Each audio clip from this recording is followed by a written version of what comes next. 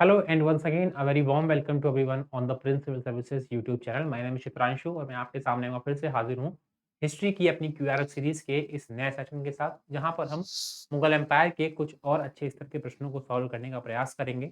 आपको पता होगा पिछले कुछ सेशन में हमने इस चैप्टर को स्टार्ट किया है और वहां पर हमने बाबर, हुमायूं, शेर शाह और अकबर के बारे में कई अच्छे अच्छे प्रश्नों को सॉल्व किया है। आज के सेशन में भी हम इसी लगभग इन्हीं टॉपिक से संबंधित प्रश्नों को सॉल्व करेंगे और कोशिश करेंगे कि हम अधिक से अधिक डायमेंशंस को कवर कर सकें इस चैप्टर के। चलिए बिना किसी देरी के अपने पहले क्वेश्चन के साथ इस सेशन को शुरू करते हैं। पहला क्वेश्चन आपसे बाबर के बारे में ही है। क्वेश्चन में आपसे कहा गया है कि बाबर के साम्राज्य में कौन-कौन से क्षेत्र शामिल थे? 4 अलग-अलग क्षेत्र हैं और उनको आधार पर आपको उत्तर का चयन करना है। पहला क्षेत्र आपका कह रहा है काबुल का क्षेत्र। आपको पता होगा कि जब बाबर समरकंद को नहीं जीत पाता और फरगना भी खो देता है 1504 में, बाबर फाइनली जो है काबुल पर अधिकार करता है, तो ये तो आरंभ से ही इसके क्षेत्र में शामिल था।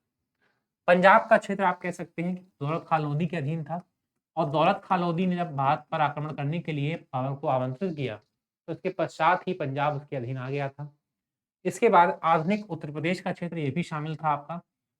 आधुनिक राजस्थान का क्षेत्र, इसमें मेवाड़ का नाम भी शामिल होगा, मारवाड़ भी, लेकिन यहाँ पर आपको पता होना चाहिए कि यद्यपि बाबर ने खानवा के बैटल में राणा सांगा को हरा दिया था, लेकिन इसके पश्चात भी मेवाड़ पूरी तरह से अभी उसके अधीन नहीं आया था। तो ऐसे में ये क्षेत्र पूरा शामिल नहीं हो सकता, केवल 3 ही आपके सही हैं और इन आधार पर अगर आप कूट देखेंगे तो आपका उत्तर हो जाएगा सी 1, 2 और 3। क्योंकि 3 ही क्षेत्र शामिल थे, चौथा शामिल नहीं था। चलिए अगला क्वेश्चन देखते हैं, जहां पर आपको 2 कथन दिए गए हैं, वैसे ही यहाँ पर एक कथन है, एक कारण है और आपको सही उत्तर का चयन करना है। पहला कथन कह रहा है बाबर ने बाबरनामा बाबरनामा या तुजूक बाबरी, ये बाबर की आत्मकथा है, जिसमें बाबर के आरंभिक जीवन से लेकर के बाबर के भारत विजय तक के पूरे विवरण हमको प्राप्त होते हैं। बाबर ने स्वयं इसको लिखा है और भारत के बारे में काफ़ी विविध चीज़ों का वर्णन किया है। ये उसकी आत्मकथा उसने लिखी थी तुर्की भाषा में, तो ये स्टेटमेंट आपका सही है।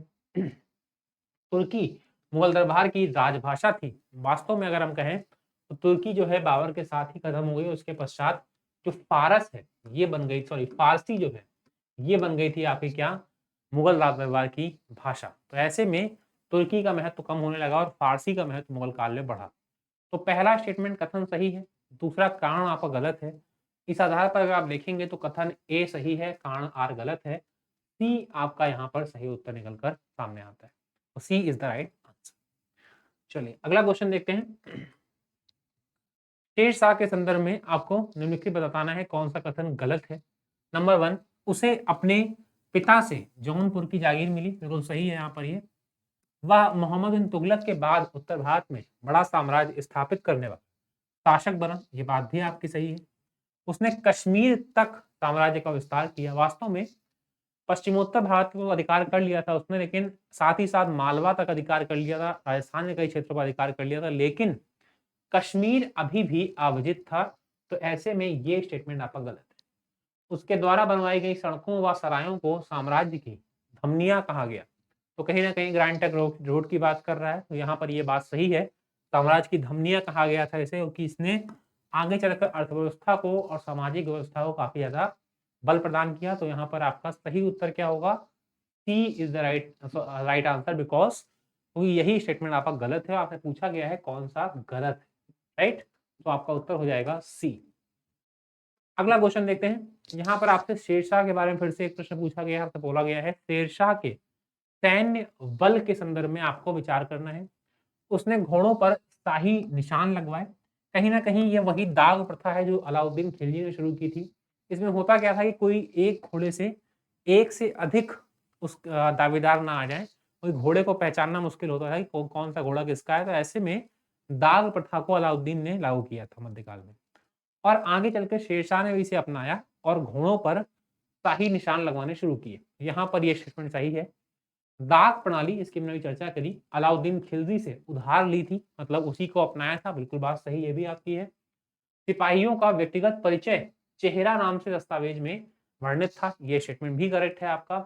हर एक चीज़ों का वर्णन विवरण जो है शेरशाह रखता था, चाहे वो किसानों के खेतों का वर्णन हो या फिर आपके उपज का विवरण हो या फिर आपके सेना का विवरण हो।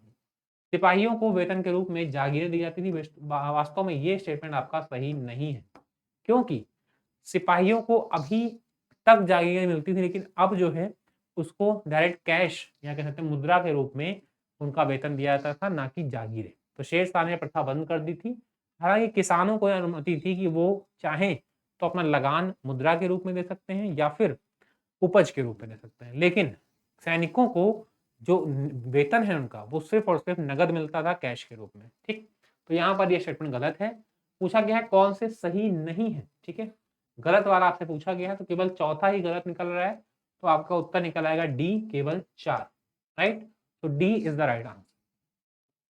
इसके बाद अगर हम देखें तो अगला क्वेश्चन आपके सामने है, शेरशाह के बारे में ही है और आपसे कह रहा है निम्नलिखित कथनों पर विचार कीजिए। मलिक मोहम्मद जायसी, आप लोग परिचित होंगे इस नाम से। इन्होंने रानी पद्मिनी और चित्तौड़ के शासक आपके राव रतन सिंह के बीच की जो प्रेम कहानी है, इसका वर्णन किया है। अलाउद्दीन खिलजी का ज़िक्र किया उस कहानी में। पद्मावत इसको कहा गया। मुद्दा ये है कि इस जायसी ने पद्मावत की रचना शेरशाह के काल में की। ये सही है या नहीं? तो वास्तव में ये बात सही है, क्योंकि इसी शासनकाल के समय ही ये रचना हुई थी। तो ये आपका स्टेटमेंट करेक्ट है। शेर शाह ने ग्रैंड ट्रंक रोड के नाम से एक पुरानी शाही सड़क की मरम्मत करवाई। शाही सड़क जो ग्रैंड ट्रंक रोड है, जिसे आज जीटी रोड के नाम से जानते हैं, वास्तव में ये रोड जो है उस समय सिंधु नदी को लेकर के, सिंधु नदी से लेकर के पूरे बंगाल के क्षेत्र तक फैली हुई थी और ये जीटी रोड आज भी स्थित है और यहाँ पर इसको बनाने का श्रेय शेरशाह को ही जाता है। तो कहीं न कहीं दोनों स्टेटमेंट आपके सही हैं। आपसे पूछा गया है कौन से सही है, तो आपके दोनों सही हैं, इसलिए आपका उत्तर क्या हो जाएगा? सी, 1 और 2 दोनों, राइट? चलिए अगला क्वेश्चन देखते हैं। यहाँ पर आपको मिलान करना है आपस में। एक तरफ आपको दिए गए हैं 4 शासक और एक तरफ दिए गए हैं उनसे संबंधित मकबरे, कि कहाँ-कहाँ इनके मकबरे स्थित हैं। मकबरे मतलब जहाँ पर मरने के बाद उनको दफन किया गया है। यहाँ पर देख लेते हैं हुमायूँ, शेरशाह, जहांगीर और अकबर। हुमायूँ के बारे में पता होगा आपको, इनका मकबरा दिल्ली में स्थित है, तो आपका ए का तो सीधे-सीधे 1 मैच हो जाएगा, राइट? शेरशाह का मकबरा सासाराम में स्थित है, आपको पता होगा इसके बारे में, तो यहाँ पर 3 आ जाएगा।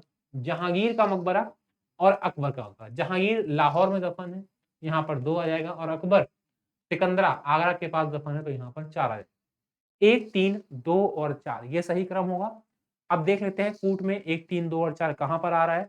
तो यहाँ पर आपको मिल जाएगा सी में 1, 3, 2 और 4। तो C is the right answer, right? तो सी आपका करेक्ट आंसर हो जाएगा। ये था आपका आज के सेशन का लास्ट क्वेश्चन। आई होप आपको काफ़ी नई चीज़ें सीखने को मिली होंगी। जल्दी मुलाकात होगी आपसे एक बार फिर से अगले सेशन में। यहाँ पर हम मुगल एम्पायर के कई और प्रश्नों को हल करेंगे। तब तक अपना ध्यान रखिए। Thank you so much for watching.